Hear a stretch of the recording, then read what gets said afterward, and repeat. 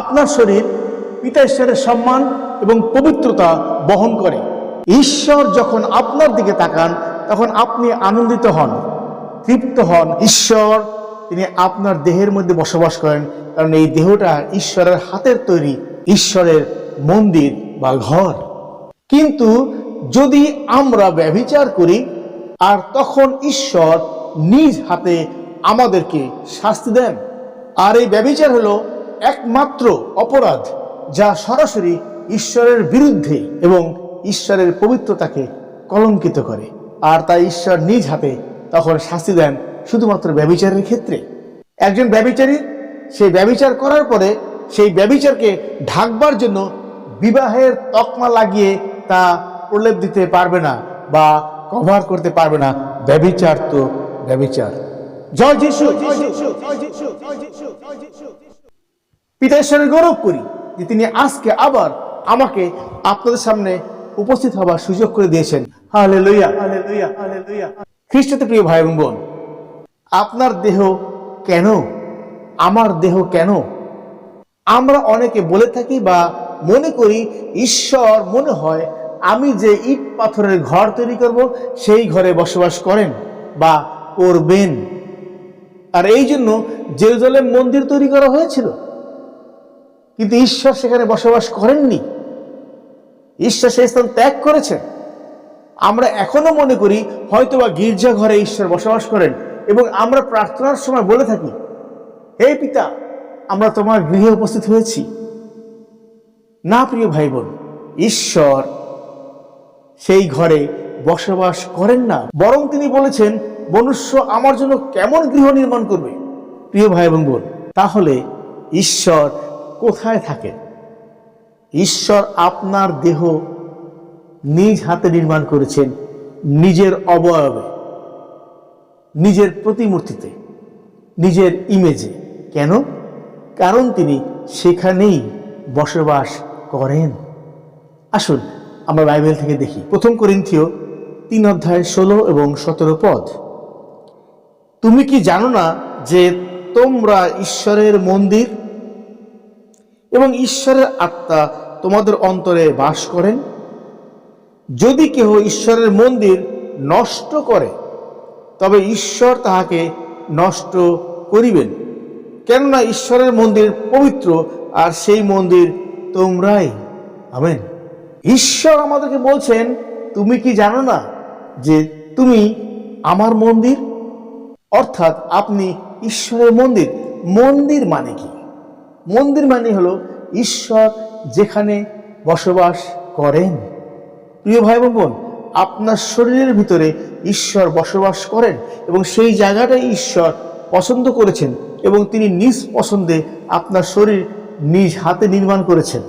যেমন আপনি আপনার ঘর গুছান, আপনি আপনার ঘর তৈরি করেন, আপনি আপনার ঘরকে আলোকিত করেন, ঠিক তেমনি ঈশ্বর আপনাকে গুছিয়েছেন, আপনাকে নির্মাণ করেছেন, আপনাকে আলোকিত করেছেন, যেন তিনি সেখানে বসবাস করতে পারেন। সেটা ঈশ্বরের বসবাসের জায়গা।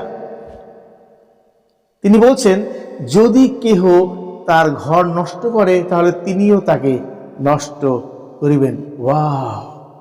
যদি আপনার গৃহের উপরে কেউ পাথর ছুঁড়ে মারে, তাহলে আপনার মেজাজ কেমন হবে? আপনার মন কেমন হবে? আপনি নিশ্চয় বকা দিয়ে উঠবেন, কে পাথর মারল? অবশ্যই, কারণ আপনি এই গৃহকে ভালোবাসেন, কারণ আপনার অনেক স্বপ্ন নিয়ে ওই গৃহ তৈরি করেছেন আপনি। যদি আপনার গৃহে একটা সাপ প্রবেশ করে, তাহলে আপনি কি করবেন? আপনি সঙ্গে সঙ্গে সেই লাঠি নিয়ে তাড়া করবেন এবং সেই সাপটিকে গৃহে যেখানে থাকুক না কেন সেটাকে মারবেন এবং তারপর গৃহকে পরিষ্কার করবেন। আর ঈশ্বরের গৃহ আপনি। যদি আপনার উপরে কেউ খারাপ দৃষ্টিতে তাকায়, যদি আপনার কেউ ক্ষতি করে, যদি আপনাকে কেউ আঘাত করে, যদি আপনি আপনার সেই শরীরের যত্ন না নেন, তাহলে ঈশ্বর তিনি তার ঘরের দিকে কিভাবে নজর দেবেন? আপনি তো সেই ঘর। আর তিনি বলছেন, যদি কেউ তার ঘর নষ্ট করে, তাহলে এই যে দেহ ঈশ্বরের মন্দির, তাহলে এই মন্দির বা এই ঘর আমি কি করে নষ্ট করি? সাবান দিয়ে গোসল না করলে ঘর নষ্ট হয়ে যায়? ময়লা লাগলে কি ঘর নষ্ট হয়ে যায়? খাবার কম খেলে কি ঘর নষ্ট হয়ে যায়? ভুঁড়ি বড় হলে কি ঘর নষ্ট হয়ে যায়? একটা চোখ কানা হয়ে গেলে কি ঘর নষ্ট হয়ে যায়? একটা হাত পঙ্গু হয়ে গেলে কি ঘর নষ্ট হয়ে যায়? না প্রিয় ভাই বোন, ঈশ্বর সেদিকে তাকান না। ঈশ্বর তাকান হৃদয়ের দিকে। ঈশ্বর আপনার পটল চেরা চোখ, আপনার সুদর্শন নাক, আপনার পাতলা পাতলা ঠোঁট, আপনার মিষ্টি হাসি, এদিকে ঈশ্বর তাকান না, কিন্তু ঈশ্বর তাকান আপনার হৃদয়ের দিকে। তাহলে কি করে আমরা এই ঈশ্বরের ঘরকে নষ্ট করি? আমাদেরকে জানতে হবে যেন ঈশ্বরকে আমরা সবসময় এই ঘরে রাখতে পারি। আমেন। আসুন আমরা দেখি কি করে আমরা ঘর নষ্ট করি। 1 করিন্থীয় 6:15 এবং 18 পদ। তোমরা কি জানো না যে তোমাদের দেহ খ্রিস্টের অঙ্গ? তবে আমি কি খ্রিস্টের অঙ্গ লইয়া গিয়া বেশ্যার অঙ্গ করিব?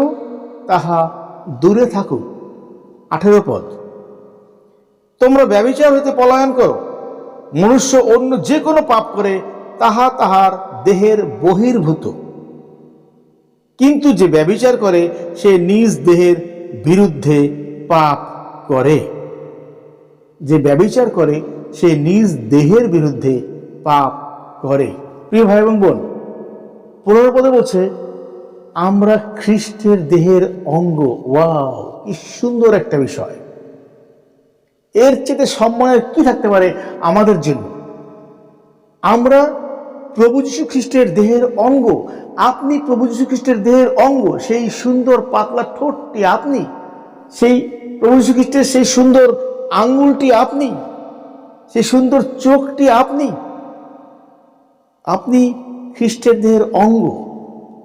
অতএব খ্রিস্টের দেহের অঙ্গকে নিয়ে কখনো বেশ্যার কাছে যাওয়া যাবে না, বারণ করছেন তিনি। তাহলে খ্রিস্টের দেহকে বেশ্যার দেহের সঙ্গে একত্রিত করা হয়ে যায়। তাই বলছে, বাইবেল বলছে আমাদেরকে, ঈশ্বরের বাক্য বলছে। অর্থাৎ আমাদেরকে জানতে হবে এবং বিশ্বাস করতে হবে এবং সেই অনুযায়ী আমাদের বাধ্য থাকতে হবে। আর যখন আমরা বাধ্য থাকি তখন আমরা ঈশ্বরকে প্রেম করি, তখন আমরা প্রভু যীশু খ্রিস্টকে প্রেম করি। 18 পদে বলছে তোমরা ব্যভিচার হইতে পলায়ন করো। পলায়ন মানে কি? মানুষ কখন পালায়? যখন সে তার নিজেকে রক্ষা করতে চায়, বাঁচাতে চায় এবং একটি নিরাপদ জায়গায় রাখতে চায়, তখন সে বিপজ্জনক জায়গা থেকে পালায়। এবং আমরা জানি, যদি আপনাকে আমাকে কেউ সেই গুলি করতে আসে, দাও দিয়ে কোপ দিতে আসে, আমরা দৌড়ে পালাবো। কেন? নিজেকে রক্ষা করবার জন্য। আর বাইবেল বলছে যেন আমরা ব্যভিচার থেকে পলায়ন করি, কারণ ব্যভিচার হলো আমাদের জন্য মৃত্যুজনক অপরাধ, আমাদের জন্য বিপদ। এখান থেকে আমাদেরকে রক্ষা পেতে হবে, তাই আমাদেরকে পালাতে হবে। যদি আমি না পালাই তাহলে আমি সুরক্ষিত হব না, আমি বাঁচব না, আমি মরে যাব। ব্যভিচার আমাকে মেরে ফেলে। তাহলে ব্যভিচার কি? আমরা অন্য যত অন্যায় করি তা সব দেহের বাইরের অংশ, কিন্তু যখন আমরা ব্যভিচার করি তখন আমরা দেহের বিরুদ্ধে পাপ করি। দেহের বাইরের অংশ মানে যখন আমরা বাইরে ঘুরতে যাই আমাদের গায়ে ধুলা লাগে, যখন আমাদের চুলকায় তখন আমাদের শরীরের বাইরে আমরা আঁচড় কাটি, চুলকাই বাইরে, আর তারপরে আমরা সাবান দিয়ে গোসল করি এবং সেই ময়লা চলে যায়। বাইরের অংশ এটা সহজে পরিষ্কার করা যায়। কিন্তু যদি আমাদের ক্যান্সার হয় শরীরের ভিতরে, যদি আমাদের যক্ষা হয় শরীরের ভিতরে, তখন সেটা বাইরে না, তখন সেটা ভিতরে থাকে এবং তখন সেটার জন্য আমাদের আলাদা ট্রিটমেন্ট করতে হয় এবং তখন আমাদেরকে অনেক কষ্ট পেতে হয় শরীরের ভিতরে, এবং আমরা সেই কষ্ট নিয়ে নিয়ে চলি এবং আশেপাশের লোকজন সবাই জানে যে আমার যক্ষা হয়েছে, আমার ক্যান্সার হয়েছে। সেটা খুব দুঃখের, কষ্টের এবং লজ্জার। তাহলে ব্যভিচার কি? যে ব্যভিচার করলে পরে আমরা সরাসরি ঈশ্বরের বাসস্থানকে কলঙ্কিত করি, আর সেই বাসস্থান আপনি, আমি, আমরা। ব্যভিচার হলো নিজের স্ত্রী এবং নিজের স্বামী ছাড়া যদি আমি অন্য একজন স্ত্রী লোক বা অন্য একজন পুরুষ লোকের প্রতি শারীরিকভাবে তাকে কামনায় ভোগ করতে ইচ্ছা পোষণ করি বা ভোগ করি, আর সেটা হলো ব্যভিচার। অর্থাৎ আমি আমার আপন স্ত্রী ছাড়া অন্য কোনো স্ত্রী লোকের সাথে মিলিত হতে পারবো না, এমনকি তাকে দেখেও আমি কামনার চিন্তা করতে পারবো না। একই রকমভাবে একজন বোন তার নিজের স্বামী ছাড়া অন্য কোনো পুরুষ লোকের দিকে কামনায় তাকাতে পারবে না, বা তার সঙ্গে কামনায় দৈহিকভাবে মিলিত হতে পারবে না। আর তখনই সেটা ব্যভিচার, কারণ সেখানে অনুমোদন নাই। শুধুমাত্র আপন স্ত্রী এবং আপন স্বামীর সাথেই সহবাস করবার বা দৈহিকভাবে মিলিত হবার অনুমোদন স্বর্গ থেকে বা ঈশ্বরের কাছ থেকে, আর তা তিনি দিয়েছেন বিবাহের প্রথার মধ্যে দিয়ে। অতএব আমি ব্যভিচার করলাম, করার পরে ওই ব্যভিচারকে ঢাকার জন্য আমি তাকে বিয়ে করলাম। ব্যভিচার করে বিয়ের তকমা দিয়ে তাকে কলঙ্কমুক্ত করা যাবে না, বা তাকে কভার করা যাবে না। আমি ব্যভিচার তো করেই ফেলেছি আগে, তারপর আমি তাকে বিয়ে করে বোঝাচ্ছি যে আমি তো তাকে বিয়ে করেছি। অতএব ঈশ্বরের সামনে এই নাটক দিয়ে উদ্ধার পাওয়া যাবে না। আসুন আমরা নাটক বন্ধ করি, কারণ নাটক ভরে গেছে সারা পৃথিবীতে, প্রত্যেকটা ভাই বোনের ভিতরে এই নাটকের শেষ নাই। কিন্তু ঈশ্বর তো এই নাটক পছন্দ করেন না। আসুন আমরা দেখি ইব্রিয় 13 অধ্যায় 4 পদ। সকলের মধ্যে বিবাহ আদরণীয় ও সেই শয্যা বিমল হোক, কেননা ব্যভিচারীদের ও বেশ্যাগামীদের বিচার ঈশ্বর করিবেন। কেননা ব্যভিচারীদের এবং বেশ্যাগামীদের বিচার ঈশ্বর করিবেন। ঈশ্বর সরাসরি তিনি বলছেন এখানে বিবাহ সকলের মধ্যে আদরণীয়। তিনি বিবাহকে আশীর্বাদে পূর্ণ করেছেন, সকল কিছুর মধ্যে আদরণীয়, এবং সেই শয্যা বিমল হোক, শান্তির হোক, আনন্দের হোক, তাই তিনি বলছেন। অতএব বিবাহ ব্যতিরেকে যদি আমি ব্যভিচারে যাই, তাহলে সেই শয্যা কি হবে? তার উল্টাটা হবে, বিচারের হবে। ঈশ্বর বলছেন কি? কেননা ব্যভিচারের বিচার ঈশ্বর করবেন, বেশ্যাগামের বিচার ঈশ্বর করবেন। অতএব আমি যদি ব্যভিচারী হই, তাহলে আমার বিচার কোনো মানুষ করবে না। বলবে হয়তো অনেকে, না এখনকার যুগে এটা কোনো বিষয় না, আমরা অনেক আপডেট হয়ে গেছি, আমাদের আরো বেশি মানসিকভাবে আমাদের পরস্পরের প্রতি আরো বেশি সহনশীল হতে হবে, আরো বেশি ফ্রি মানসিকতা হতে হবে। এইগুলো নিয়ে কিছু মনে করলে হবে না। ঈশ্বর বলছেন তিনি নিজে এটার বিচার করবেন। অতএব এটার বিচার মানুষ করতে পারে না, এটার বিচার ঈশ্বর তিনি নিজ হাতে করবেন। আর ঈশ্বরের বিচারের সামনে কে দাঁড়াতে পারে? প্রিয় ভাই এবং বোন, আমরা জানি দাউদ তিনি একই কাজ করেছিলেন বৎসেবার সাথে, আর তখন তার সামনে নাথন ভাবাদ এসেছিলেন, তিনি তাকে মনে করিয়ে দিলেন। দাউদ ঈশ্বরের সামনে রাজবস্ত্র খুলে চট পরিধান করলেন, ধুলায় বসলেন। ঈশ্বর সেই সন্তানটিকে প্রাণে মেরে ফেললেন, এবং তারপরে দাউদের অন্য যে স্ত্রীরা ছিল তাদেরকে তিনি সূর্যের আলোর নিচে সকল ইসরায়েলের সামনে তার নিজের সন্তানকে দিয়ে ভোগ করালেন শাস্তি। সারা পৃথিবী সেটা জানলো, এবং এখনো সেটা সারা পৃথিবী জানে। প্রিয় ভাই এবং বোন, আমাদের অনেক গোপন বিষয় থাকে। যদি ব্যভিচারের কোনো বিষয় গোপন থাকে, তাহলে সেটা ঈশ্বর দেখেন এবং তিনি সেটার বিচার করবেন আলোর মধ্যে, যা সকলে দেখবে। প্রিয় ভাই এবং বোন, আসুন আমরা ব্যভিচারিতে পলায়ন করি।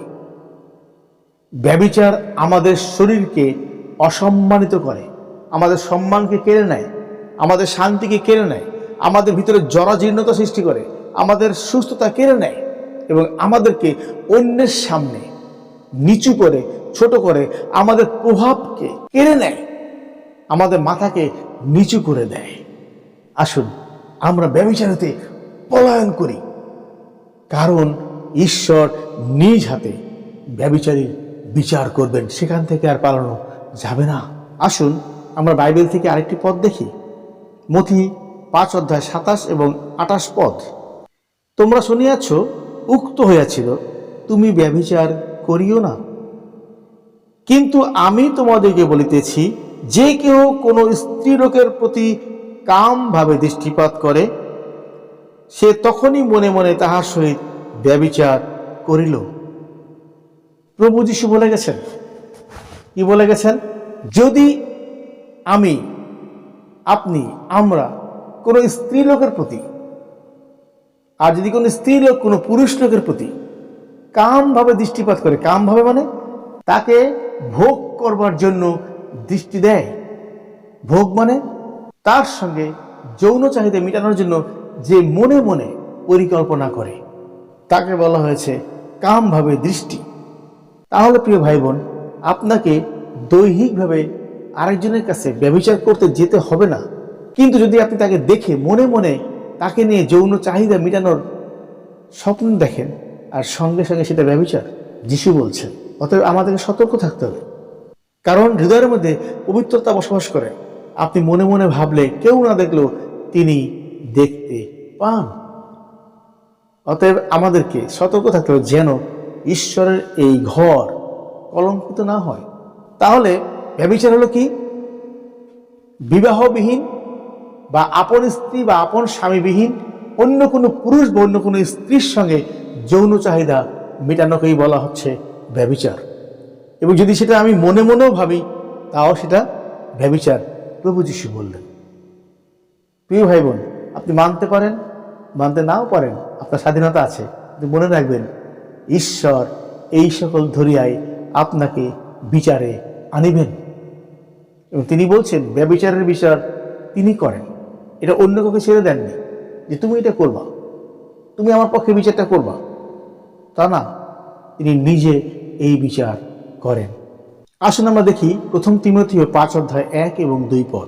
তুমি কোনো প্রাচীনকে তিরস্কার করিও না, কিন্তু তাহাকে পিতার ন্যায়, যুবকদিগকে ভ্রাতার ন্যায়, প্রাচীনাদিগকে মাতার ন্যায়, যুবতীদিগকে সম্পূর্ণ শুদ্ধভাবে ভগিনীর ন্যায় জানিয়া অনুনয় করো। সম্পূর্ণ শুদ্ধভাবে ভগিনীর ন্যায় জানিয়া অনুনয় করো। প্রিয় ভাই এবং বোন, আমি শুধু শেষ লাইনটির প্রতি গুরুত্ব দিচ্ছি, সম্পূর্ণ শুদ্ধভাবে। এই সম্পূর্ণ শুদ্ধ মানে কি? ভগিনী বা বোন, বোনের সাথে ব্যভিচার বাইবেল আমরা দেখেছি। দাউদের ছেলে এবং দাউদের মেয়ে তারা এটা করেছিল এবং তার ফলাফল তারা পেয়েছিল। তাহলে শুধু আপন ভগ্নী বা আমার মায়ের পেটের বোন বা আমার মায়ের পেটের ভাই মানেই সে শুদ্ধ নয়। আমরা আপন ভাই বোন মানে আমরা শুদ্ধ নই, আমাদের ভিতরে ব্যভিচার হতে পারে। বাইবেল তার অনেক প্রমাণ দিয়েছে। যিশু বলছেন এখানে সম্পূর্ণ শুদ্ধভাবে, তার মানে এই শুদ্ধ মানে হলো পবিত্রতা, সম্পূর্ণ পবিত্রতায়। যে কোনো একজন স্ত্রীলোককে আমাকে বোন হিসেবে দেখতে হবে, যে কোনো একজন স্ত্রীলোক তাকে আমার বোন হিসেবে দেখতে হবে। যে কোনো একজন পুরুষ লোককে আমার ভাই হিসেবে দেখতে হবে, সম্পূর্ণ শুদ্ধরূপে। তাকে নিয়ে ব্যভিচারের চিন্তা করা যাবে না, তাকে নিয়ে যৌন চাহিদা চিন্তা করা যাবে না। আপন স্ত্রী এবং আপন স্বামী ছাড়া অন্য কোনো পুরুষ বা অন্য কোনো স্ত্রীকে নিয়ে যৌন চাহিদা চিন্তা করা যাবে না, তাহলে সেটা কি? ব্যভিচার। আর ঈশ্বর সেই ব্যভিচারের বিচার করেন নিজ হাতে। প্রিয় ভাই এবং বোন, আমাদের ঘরে, আমাদের সমাজে, আমাদের মণ্ডলীতে ব্যভিচার জালের ন্যায় ছড়িয়ে পড়েছে। এই জাল থেকে আমাদেরকে রক্ষা পেতে হবে, এই বিচার থেকে আমাদেরকে রক্ষা পেতে হবে, আমাদেরকে উদ্ধার পেতে হবে, ক্ষমা পেতে হবে দাউদের মতো। এই ভাই এবং বোন, আমরা ভয় পাই, আতঙ্কিত হই, কিন্তু ঈশ্বর আপনার জন্য ক্ষমা নিয়ে দাঁড়িয়ে আছেন। আপনি ব্যভিচার করতেই পারেন, কারণ এটা আপনার শরীরের চাওয়া, হতেই পারে।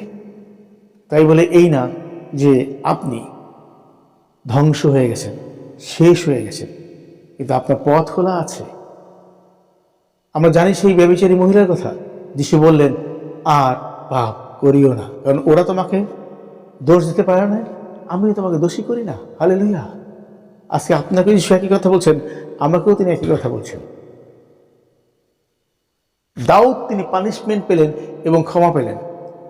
আজকে ঈশ্বর একইভাবে আপনাকে পানিশমেন্ট দিয়ে ক্ষমা করতে চান, যেন আপনি পরিত্রাণ থেকে হারিয়ে না যান। ঈশ্বর আমাদের পরিত্রাণ কেড়ে নিতে চান না, আপনাকে সেই পরিত্রাণের ভিতরে রাখতে চান, কিন্তু শুদ্ধতায় যেন আপনি থাকতে পারেন, তিনি সেই ব্যবস্থা করছেন। প্রিয় ভাই বোন, আসুন আমরা যেন ভয় না পাই, কারণ ব্যভিচার আপনার ভিতরে আছে, আমার ভিতরে আছে, আমাদের ভিতরে আছে। মণ্ডলীর ভিতরে আছে, সমাজের ভিতরে আছে, ঘরের ভিতরে আছে। অতএব আপনি জানেন আপনি কিভাবে তাকাচ্ছেন আপনার ভাইয়ের দিকে। কারণ প্রভু যীশু স্ত্রীলোকদের জন্য সমস্ত পুরুষকে ভাই বলেছেন, আর পুরুষদের জন্য সমস্ত স্ত্রীলোককে তিনি বোন বলেছেন। অতএব আমি আমার বোনের দিকে কিভাবে তাকাচ্ছি আমি নিজেই টের পাই সেটা। আপনি আপনার ভাইয়ের দিকে কিভাবে তাকাচ্ছেন আপনি নিজেই সেটা টের পান। অতএব আসেন, আমাদের এই দৃষ্টি যেন ব্যভিচারের দৃষ্টি না হয়, যৌন অভিলাষের দৃষ্টি না হয়, যেন আমাদের এই দৃষ্টি প্রেমের দৃষ্টি হয়, যা ঈশ্বরের। অবশ্যই আপনি আপনার যৌন চাহিদা মেটাবেন আপনার নিজের স্ত্রী বা নিজের স্বামীর সাথে, অন্য পুরুষ বা অন্য স্ত্রী লোকের সাথে নয়, তাহলে সেটা ব্যভিচার। এবং ঈশ্বর দাঁড়িয়েছেন সেই ব্যভিচারের বিচার করবার জন্য। আপনি কোথায় পালাবেন? বরং ব্যভিচারের আগেই পালিয়ে যান, যেন ঈশ্বরের আশীর্বাদ আপনি বহন করতে পারেন। আর যখন আমরা ব্যভিচার থেকে পালাবো, তখন আমাদের সম্মান উঁচু হবে, আমাদের প্রভাব সমাজের উপর ছড়িয়ে পড়বে, আমাদের সাথে ঈশ্বরের যোগাযোগ আরো বেশি গাঢ় হবে, গুরুত্বপূর্ণ হবে। আমাদের পরিবারের মধ্যে শান্তি নেমে আসবে, আশীর্বাদ নেমে আসবে, আমাদের মণ্ডলীর মধ্যে আশীর্বাদ নেমে আসবে, ঈশ্বরের অবস্থান নেমে আসবে, আমাদের সমাজের ভিতরে আমাদের প্রভাব বিস্তার করবে। এখন আমরা এগুলো করতে পারছি না, কারণ আমরা প্রত্যেকেই ব্যভিচারী হয়ে গেছি। প্রিয় ভাই বোন, আসুন আমরা ঈশ্বরের মুখ উজ্জ্বল করি, ঈশ্বরকে গৌরবান্বিত করি, কারণ আমার শরীর তার সম্মান বহন করে, তার পবিত্রতা বহন করে, তার প্রভাব বহন করে। আসুন আমরা ব্যভিচারিতে পলায়ন করি এবং ঈশ্বরের সঙ্গে একত্রীভূত হই। ধন্যবাদ সকলকে, ভালো থাকবেন।